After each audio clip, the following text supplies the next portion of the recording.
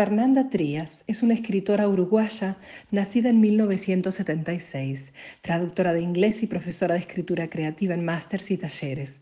Ha publicado las novelas La azotea, Cuaderno para un solo ojo, La ciudad invencible y Mugre Rosa, por la que recibió el premio Sor Juana Inés de la Cruz y fue nominada al Book Award. Y los libros de relatos El regreso y No soñarás flores. Su libro nuevo de relatos, Una mujer de su época, fue finalista del concurso Ribera del Duero y será publicado por la editorial Páginas de Espuma. Su obra ha sido traducida a gran cantidad de idiomas. Discípula del hebrero, ha desarrollado un estilo propio fascinante, hipnótico y una prosa cuidada que abunda en recursos e imágenes poéticas. Suele crear atmósferas herméticas, asfixiantes, donde las relaciones humanas son complejas y profundas. En esta oportunidad hemos conversado con ella sobre el proceso creativo de Mugre Rosa.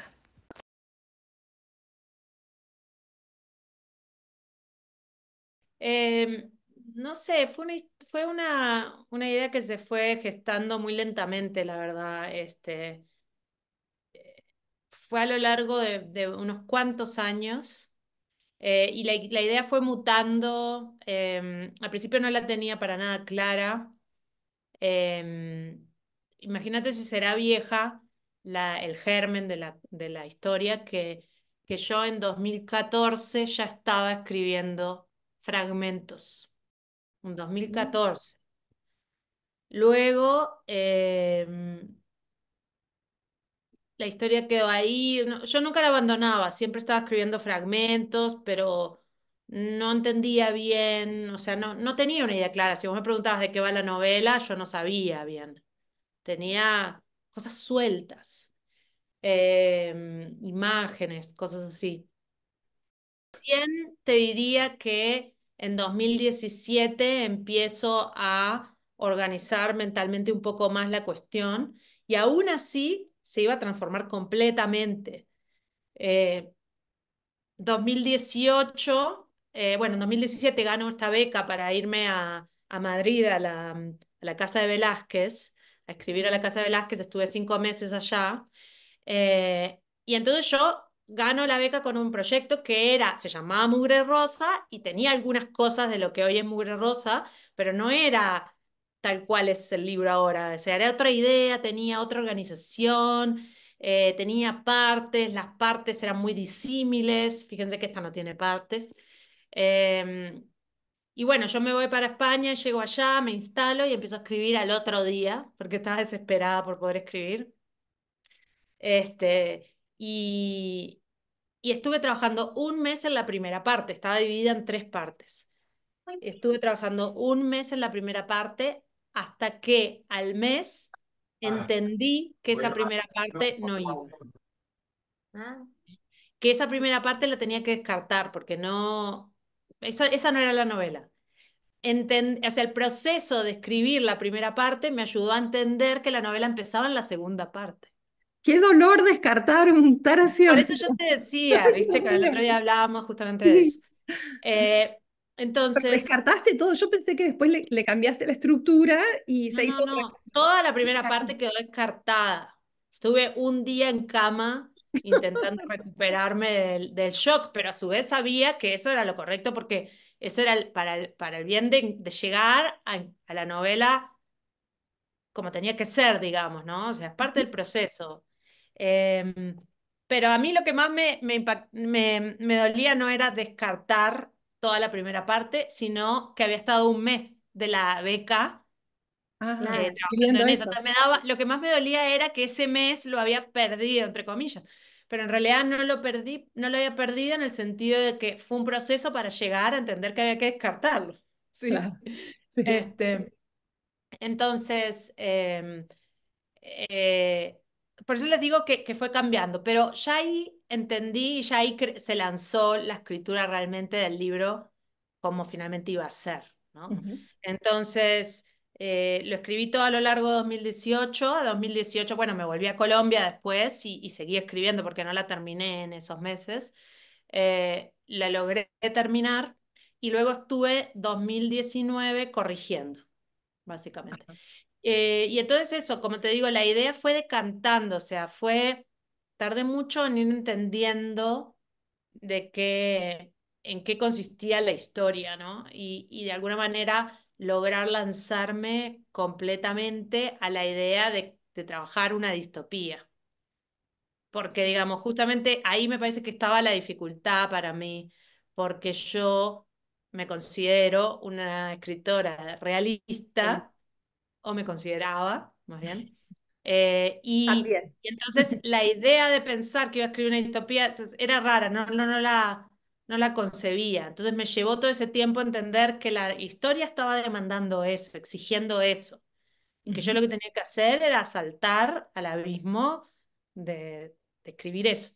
Ahora, fue maravilloso después la experiencia mm, porque hay algo espectacular que te hace sentir como si ejercitaras unos músculos que nunca ejercitas de la imaginación, que tiene que ver con crear un mundo que ujú. no es como el actual, que no es como el que conocemos, digamos, ¿no? Con otras reglas, donde pasan otras cosas. Y eso fue muy emocionante para mí como escritora.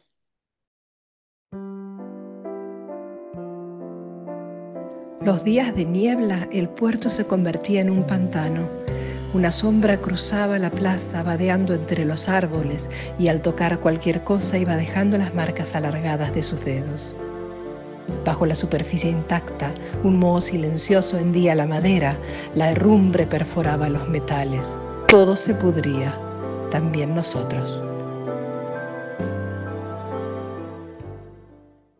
Siempre se arranca con un pie en la realidad, con un pie en el En mundo que algo. conocemos, ¿no? Y a partir de ahí empiezas a imaginar escenarios posibles. Por eso nunca es un invento total, pero lo emocionante era que con las distintas versiones, en cada versión iba encontrando una cosa, y yo sé lo que puede pasar, que el ministerio tal cosa, ¿no?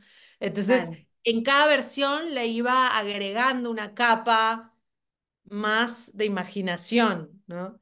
claro. Este, Como que te ibas animando, ¿no? A hacer, exacto, a jugar más y más y más. Mm, exacto. Igual yo quería siempre estar coqueteando con ese límite difuso entre esto podría ser, como decía claro, Silvia, esto podría ser hoy, pero no, sí, pero no es del claro, todo futurista, pero tampoco, pero entonces en medio, mezclaba como unas cosas futuristas con unas cosas retro, por ejemplo, no hay internet, ¿no? Y no tienen internet, pero sí hay drones. claro. Entonces, ahí en esa mezcla extraña, Mm, iba construyendo un mundo que no se sabía ni en qué tiempo ocurría y no tampoco queda claro en qué lugar ocurría. claro. Mm, Claro, y los teléfonos, por ejemplo, no, tampoco están los celulares, ¿no? Pero además el celular me arruinaba el libro, porque si había celular, había cosas que no se podían, que no se podían hacer, porque era obvio que se arreglaban con una llamada. Entonces, yo también en muchos momentos me sentía transportada a Montevideo de los 80s.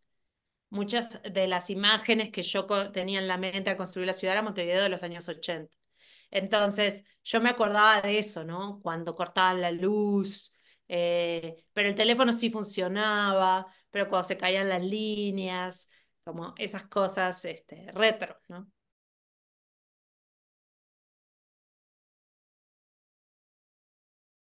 Sí, yo, por ejemplo, recordaba ese momento en que ella empieza a caminar por la avenida, que es 18 de julio, ¿no? Y empieza a ir, porque si ustedes, no sé si no fueron a Montevideo, hay una gran avenida, la principal, digamos, como en todas las ciudades, que hay una gran avenida, y está jalonada por plazas. Entonces, sí, más o menos vos sabés, está tal plaza, tal plaza, tal. Pero yo les fui cambiando los nombres a todo, pero quien conoce la ciudad puede ir viendo ese camino, ese recorrido desde el Hospital de Clínicas, pasando por el Obelisco, a las primeras las plazas, ¿no? Y yo en mi memoria, porque además a todo esto a decir que no lo escribí en Uruguay. No solo no lo escribí en Uruguay, sino que ya hace muchos años que no vivo en Uruguay. Entonces, para mí era un ejercicio de la memoria.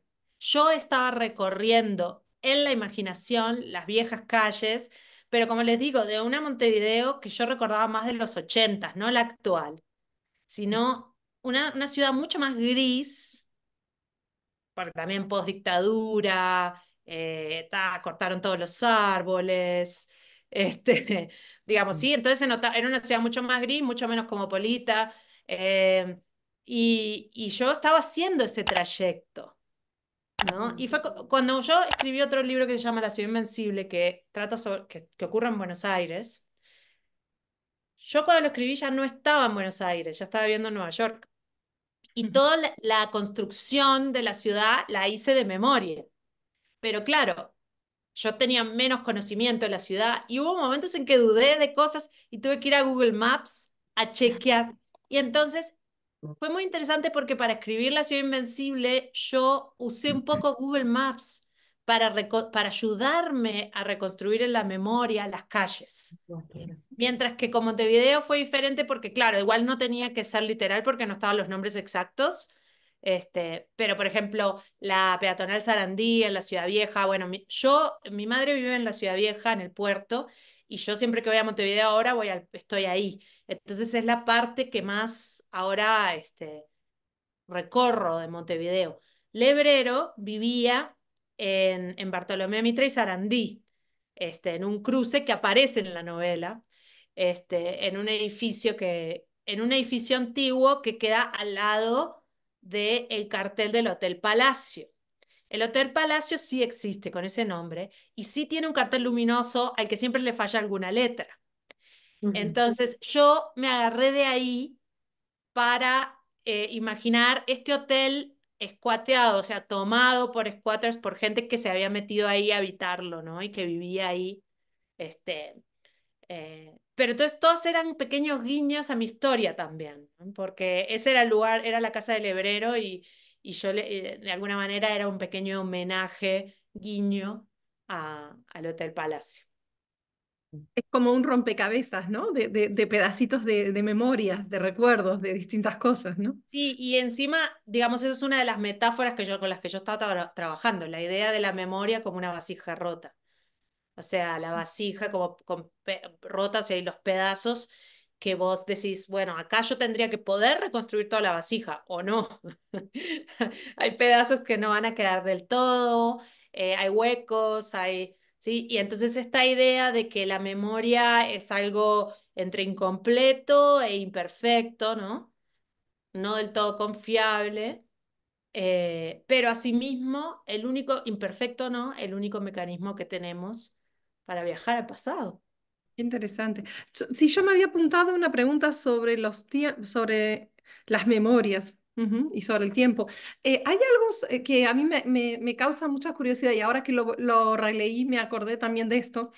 Es como que el tiempo narrativo es como muy subjetivo, ¿no? Hay como un juego de tiempos, está ese juego de saltar como predecir el futuro, pero, ¿no? Pero un futuro posible, y ahora va a ser tal cosa y va a suceder esto y va a ir más allá, que es como el final de muchos capítulos, ¿no? Aparece como muchas veces. Yo te quería preguntar qué es, o sea, ¿cuál es la idea de ese juego?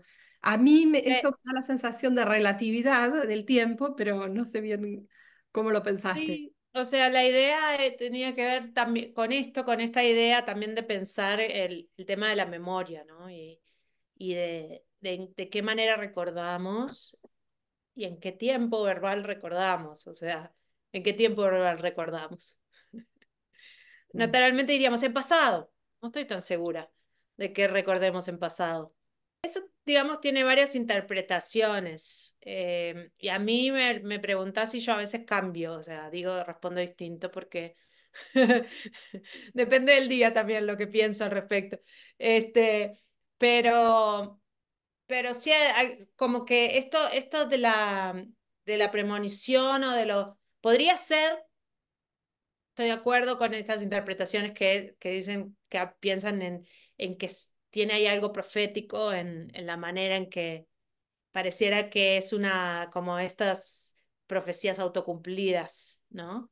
Este, pero también yo pensaba que podía ser, que ella supiera el futuro. En un momento lo dice, en realidad, no me acuerdo exactamente cómo lo dice, pero Sí, dice, dice, si sé el futuro, si conozco el futuro es porque estoy condenada a repetir, algo así. repetirlo, pero repetirlo en la memoria.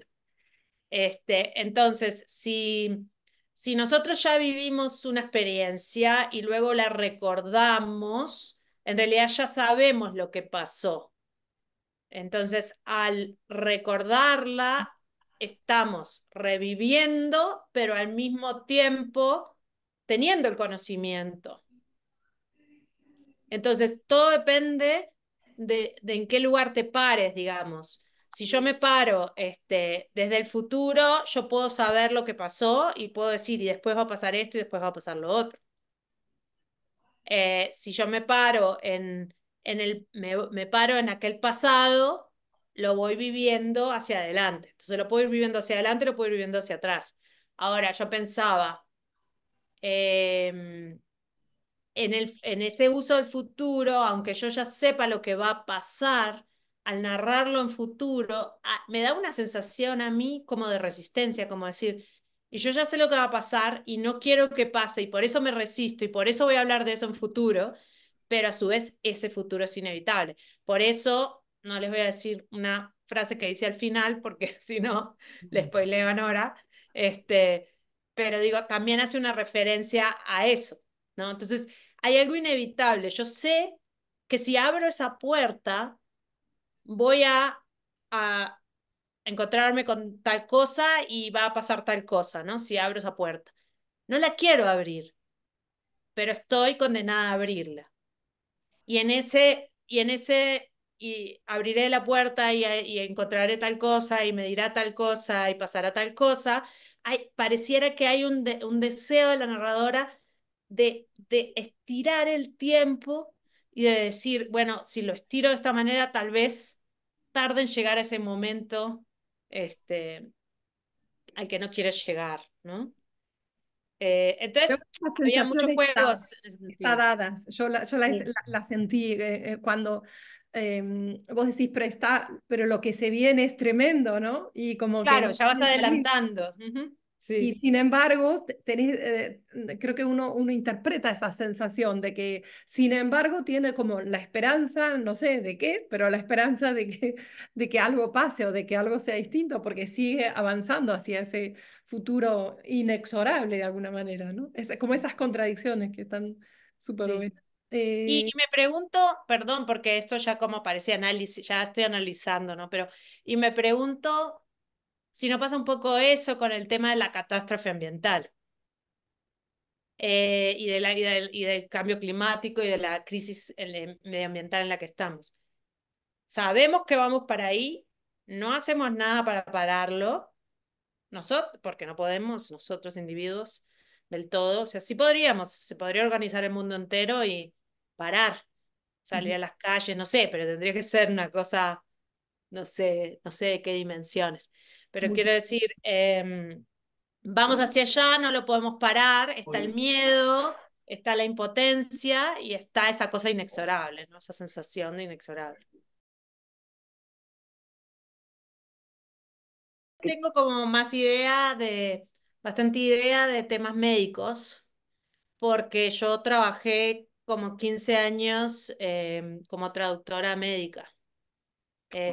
Yo traducía textos médicos de divulgación, estudios científicos, del inglés al español para el Departamento de Salud de California, que como tienen tantas personas que hablan en español, necesitaban traducir todo. O sea, literalmente todo lo que se escribía tenía que traducirse al español.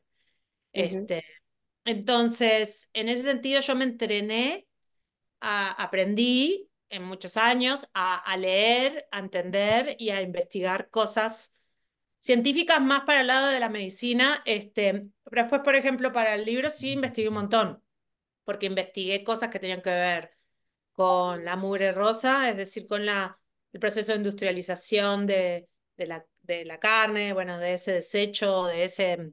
Bueno, eso investigué un poco, entonces investigué bastante sobre eso, investigué bastante sobre el tema de la enfermedad del niño. Ahora, lo que sí es llamativo es que muy poco tiempo después de pronto los científicos iban a convertirse en autoridades. Esto es la realidad, ¿no?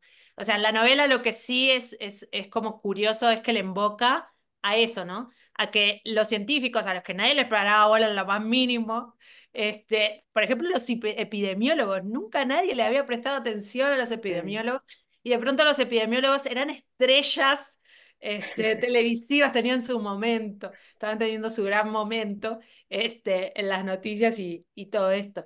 Este, pero sí, eso fue como de las cosas que más me impactó, pero yo también pensaba, yo miraba al presente y decía, bueno, estamos metidos hasta las narices en la época de la charlatanería. Mm. O sea, de toda la opinología, de gente opinando que no sabe, y de pronto ahí en el costado ponen a un biólogo que es el único que sabe, ¿viste? Pero no lo dejan hablar igual, o sea, le hablan encima las estrellas de la tele, los actores, los políticos. Y entonces está todo esto que es terrible, también me tenía que reír un poco, porque uno se ríe para no llorar, ¿no? O sea.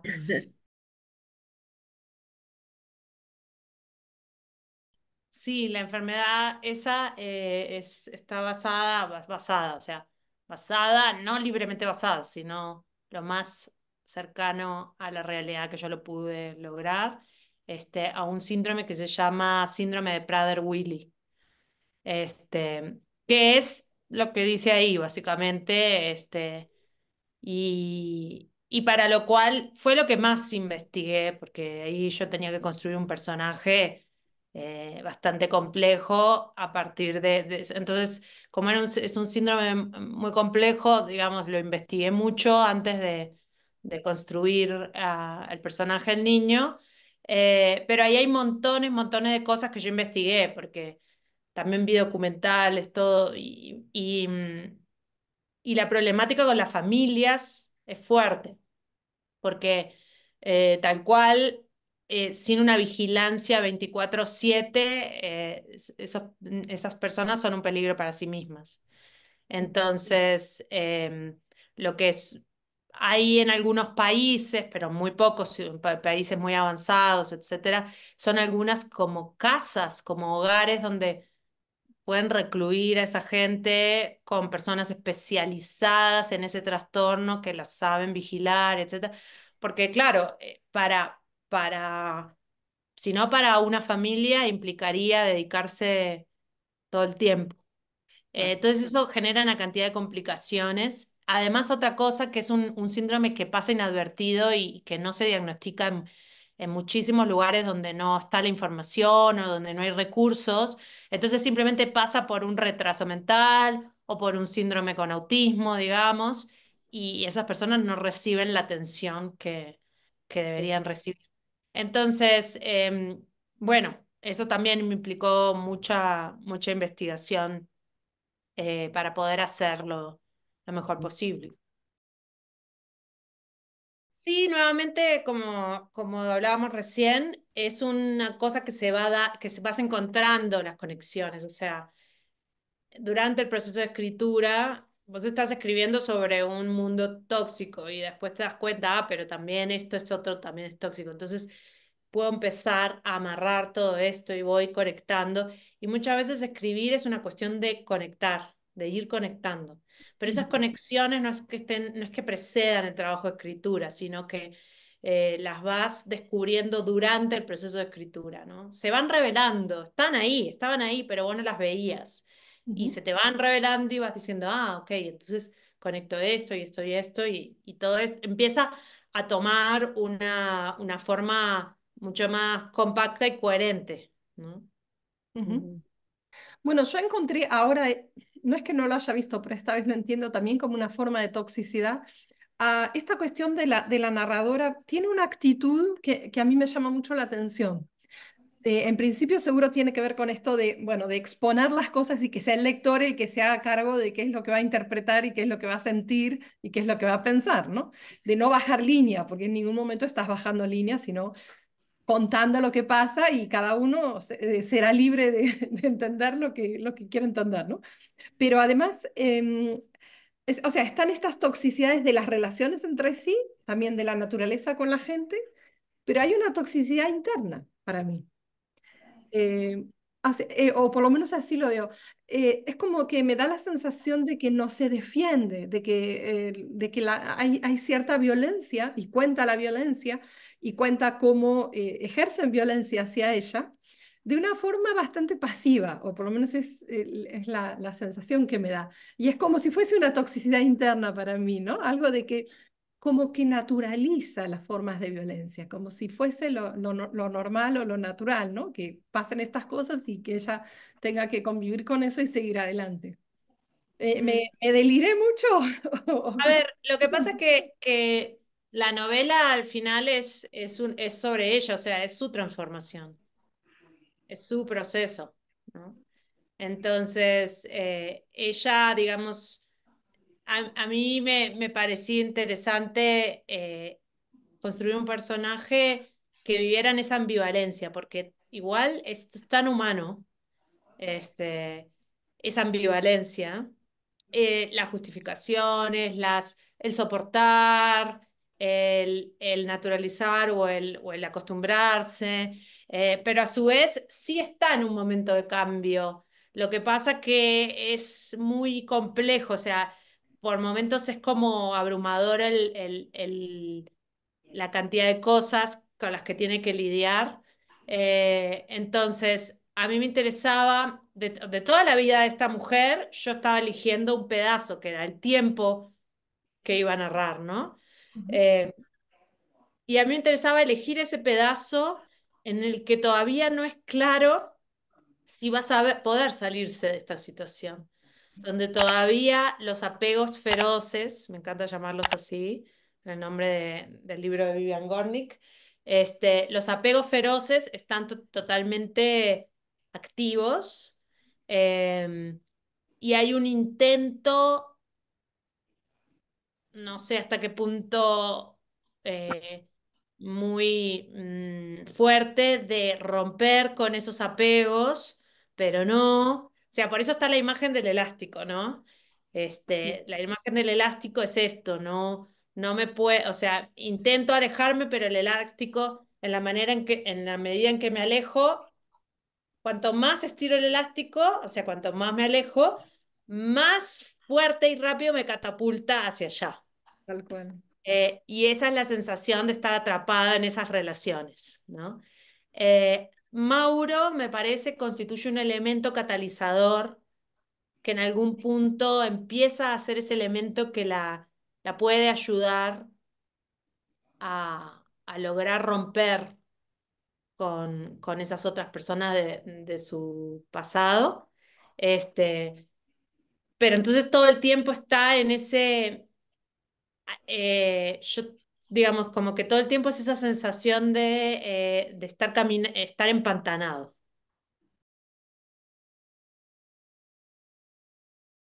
Yo lo pensaba también como, por un lado, como esta conversación incesante en su cabeza con esta persona que, a ver, Romina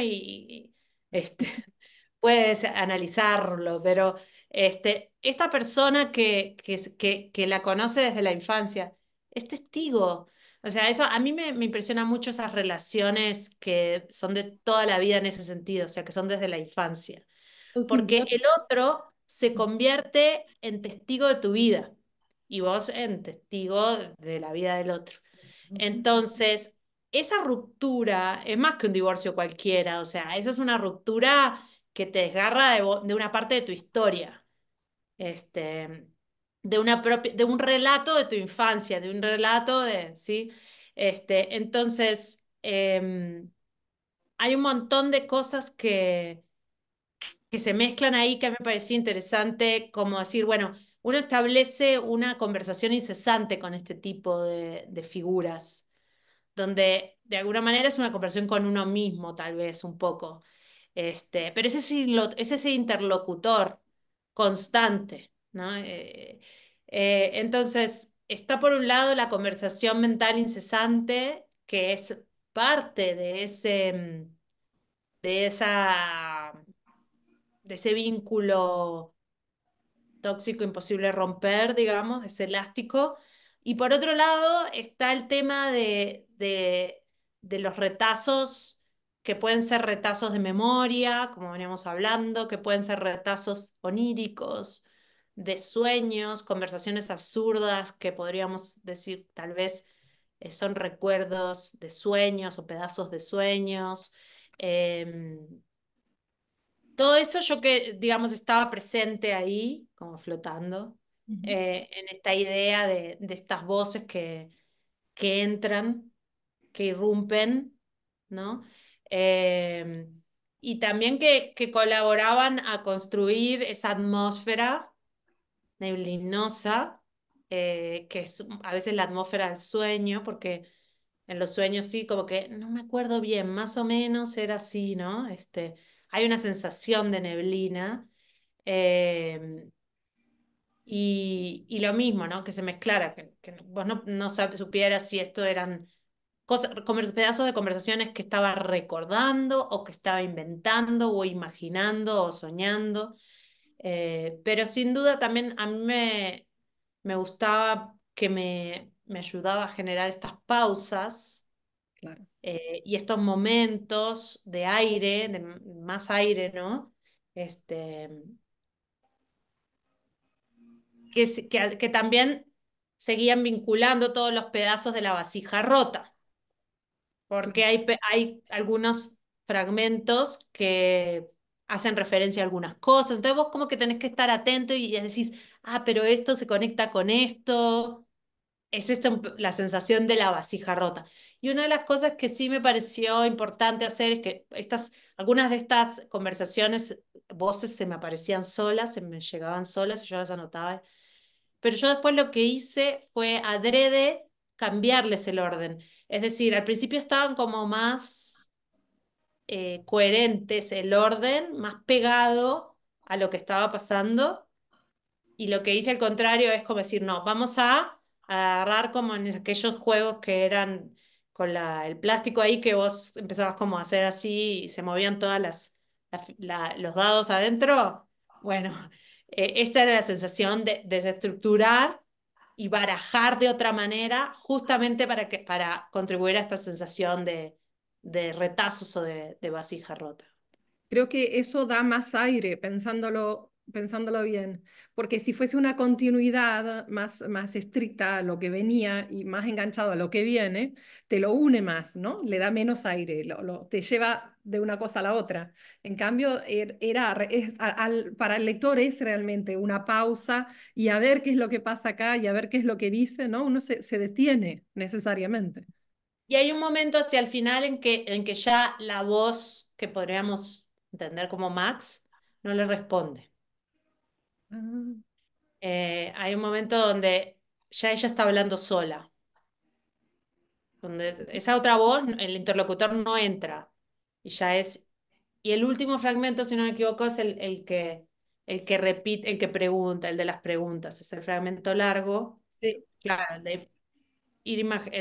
acá ya no está, si te fijas, no está la voz de él, acá solamente son las eh, preguntas, una sí. sola voz que va encadenando las preguntas, pero incluso antes de eso, no, este sí, pero había otra por otro lado, hacia el final, que no, bueno, también puedo estar imaginando, recordando una que al final no la puse. Bueno, sí. Puede ser que esté recordando una que al final la saqué, donde hablaba sola, en fin.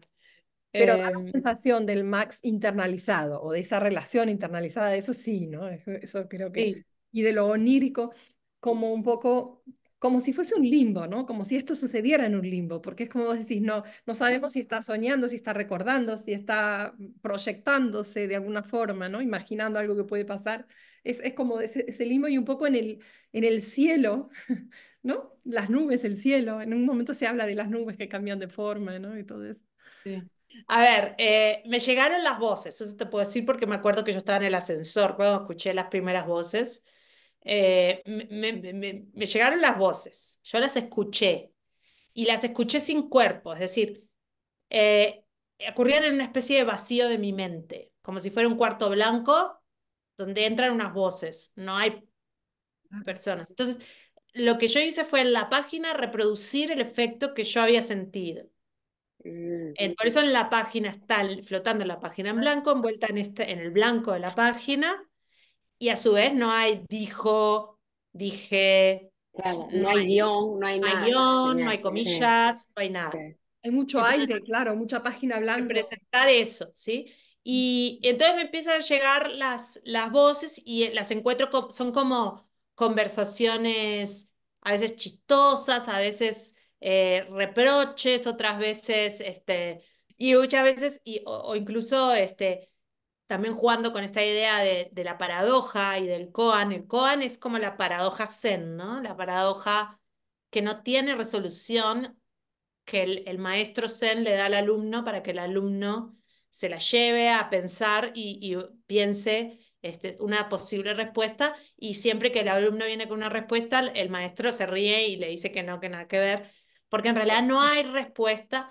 La intención del koan no es que se responda a la paradoja, sino que el propósito del koan es descolocarte el pensamiento. Es decir, otra vez agarrar el cubo de plástico y revolver todas las fichas adentro, eh, porque la idea, realmente el propósito del maestro Zen, lo que está tratando de hacer, es que vos, de que se abra una especie de brecha, de grieta en la realidad, y puedas ver que todo es una ilusión. Mm. Este, entonces, como está presente también el tema de la paradoja y todo esto, también yo quería jugar con eso. Ahora, las voces primero me llegan y no tengo claro qué son, ni por qué, ni nada. Entonces, en determinado momento, entiendo que ellas tienen que ir entrando, y cuando entiendo que tienen que ir entrando, me doy cuenta que eso me estructura el texto, porque cualquier recurso que vos repitas, estructura. Simplemente lo que requiere es repetición, ¿no? Porque claro, si lo hubiese puesto una sola vez es una cosa que no tiene sentido, hay una cosa que no tiene sentido. Ahora, al ponerla varias veces, empieza a convertirse en un recurso. Un recurso no es un recurso hasta que lo usas varias veces.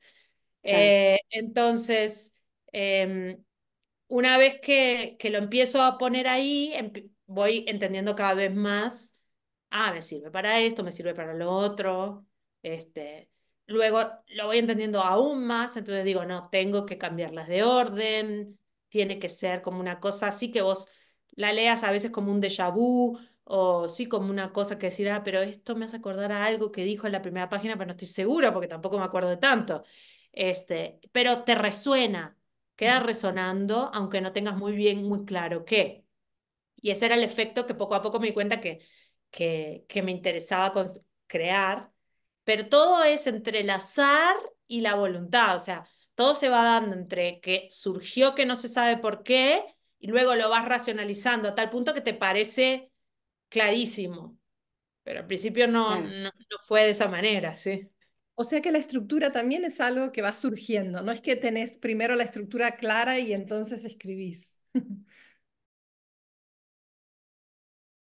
Delfa lo que tiene es esa ternura, representa esa ternura. La madre no es tierna y el marido tampoco. Ella reencuentra en Delfa lo que le produce esa conexión es que esa es la única figura tierna, cuando le acaricia el pelo, cuando sí. Eh, y luego esa ternura ella la va a encontrar en Mauro. O sea, que ella la puede sacar de sí misma, que pareciera que en ella no está, pero de pronto la encuentra gracias a Mauro y la puede sacar gracias a Mauro, ¿no? Entonces, después eso es en la novela, pero después yo di con no sé si ustedes leyeron el discurso de Olga Tokarczuk cuando ganó el premio Nobel. En su discurso, ella habla sobre el narrador tierno, que es algo muy interesante. No tiene que ver con esto, porque acá no hay, en Mujer Rosa no está el narrador tierno, Pero a mí me pareció interesante y nuevamente son cosas que yo vengo pensando, ¿no? Y ella habla de reivindicar un punto de vista de la ternura, ¿no? Entonces, yo creo que ahí son como los momentos de luz que se observan en esas relaciones tal cual en crisis, como estabas diciendo, de un mundo afectivo en crisis. Y sí pienso que eso, ¿no? Como, bueno, esto viene parte ya de una reflexión mía mayor que vengo haciendo hace tiempo, como que tiene que ver con, con ese, ¿cómo se le llamaría al amor hacia todo, hacia todas las especies, incluido el medio ambiente, ¿no? Ahora, yo pensaba, dentro de el momento en el que ella se encuentra, que es un momento previo a la construcción, previo a la reconstrucción, porque digamos, no podés reconstruir hasta que no se terminó de limpiar los escombros de lo anterior. Y la novela ocurre en ese periodo en que todo es escombro, escombro por ahora. Este, además del mundo, las relaciones, ¿no? Entonces, yo creo que hacia el final, y no voy a hacer spoiler, eh, hay que tomar esa decisión. Si va a haber una reconstrucción, si va a haber un deseo íntimo de una posible reconstrucción o un entregarse. Ella está todo el tiempo coqueteando entre salgo afuera que me agarre el viento y que me lleve el diablo, o no, o me quiero cuidar, me quiero resguardar, me quiero proteger, sí, mi vida me importa. ¿Mi vida me importa por mí o mi vida me importa para cuidar a mi madre, para no dejar sola a Mauro? ¿O sí me va a importar me importa por mí? Esa es la pregunta final, que solo al final, digamos, creo que se entiende la respuesta. También es sutil, entonces queda abierta a interpretación. Yo tengo mi interpretación. Pero ¿qué pasa? Sí siento que esa es la pregunta a la que se tiene que enfrentar ella, ¿no? Este, y es una pregunta que siempre hay una pulsión de vida en el simple hecho de que ella intente separarse de estas personas, ¿no? Pero todavía no hay una decisión radical y pareciera que Mauro viene a ocupar ese lugar del cuidado, bueno, ya no me voy a encargar de mi esposo, pero ahora me encargo de Mauro. Este, y siempre eso es una manera de no encargarse de ella misma. La pregunta es si se va a encargar de ella misma o no, ¿no? Entonces, digamos, eso es lo que luego cada lector verá qué decisión. Porque el dinero en ese mundo destruido ya no sirve. Entonces, eso es lo que yo digo, ¿no? Uno se puede. Todo el tiempo la novela estuvo molesta. O sea, era obvio que era una excusa. Pero ella guardaba ese dinero y ese dinero y ese dinero y guardaba porque quieras o no era un colchón que vos decías, bueno, de acá veo con esto. Ahora sí. Y cuando llega un punto en que todo se desbarata tanto que te das cuenta que con esa plata, ¿qué vas a hacer? ¿No? Entonces, eso también a mí me hace pensar a veces porque uno siempre piensa que sí, o sea, con el dinero hay mucha gente que se salvó, la gente que se iba, ¿no? Pero ya en un punto tan donde la cosa empeora.